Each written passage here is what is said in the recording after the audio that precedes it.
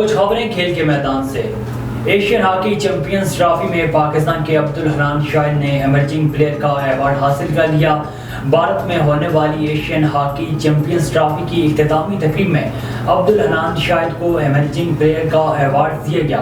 Asian hockey federation کا اس حوالے سے کہنا ہے کہ ٹورنامنٹ نے باصلاحیت کھلاڑیوں کو سامنے آنے کا موقع فراہم کیا ہے اور حنان شاہد نے اس کا فائدہ اٹھایا۔ ایشین ہاکی فیڈریشن کا کہنا ہے کہ حنان شاہد غیر معمولی پرفارمنس اور پوٹینشل کی وجہ سے ایمرجنگ پلیئر ایوارڈز کے حقدار قرار پائے۔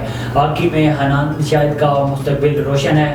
پاکستان ہاکی ٹیم پہلی مرتبہ ایشین چیمپئنز ٹرافی کے سیمی فائنل میں نہ پہنچ سکی تھی اور بھارت میں ہونے والے اس ایونٹ میں قومی ٹیم نے 5ویں پوزیشن حاصل کی تھی۔ پاکستان آرمی کو پیمان نے K2 بیس کیمپ پر دنیا کا سب سے بڑا قومی پرچم لہرانے کا عالمی ریکارڈ اپنے نام کر لیا۔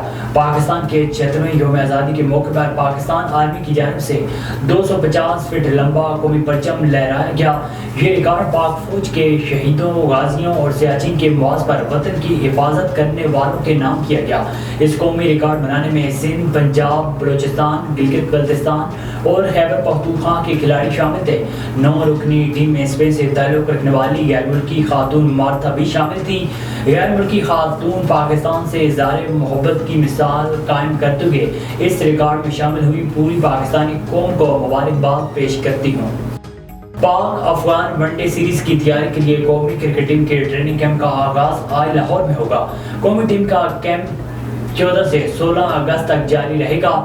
کھلاڑی نیشنل کرکٹ اکیڈمی میں پریکٹس کریں گے، جس کے بعد 17 اگست کو پاکستانی ٹیم سری لنکا روانہ ہوگی۔